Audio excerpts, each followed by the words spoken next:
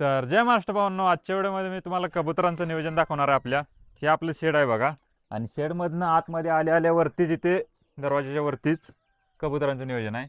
कबुतराने अंडे पण दिलेलं आहे, एक अंड दिले वाटतं. आता दुसरं अंड कधी देते आणि कधी पिल्ले काढते ते आपल्याला काय माहीत नाही. आणि हे आपले पिल्ले वगैरे अशा प्रकारे आहेत, एकदम ओकेमध्ये. बारकी पिल्ली तिकडे आहेत बघा कोपऱ्यात.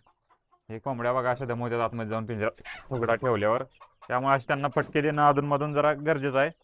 त्यामुळं असं आपण लई मारतोय कोंबड्यांना दमवायला लागल्यावर. मारतोय म्हणजे जीव मारत नाही, फक्त मारतोय. बदका आलेत बघा आपली खाऊन पिऊन तिकडनं मस्तपैकी. आता निवांत तिथं फिरत बसतात कुठेतरी. आणि तुम्हाला जर हे करायचं असेल तर आपलं फ्रीजच्या बॉक्समध्ये जर मशीनचं नियोजन लावायचं असेल ना, तर आपल्या व्हिडिओला कमेंट करून नक्की सांगा.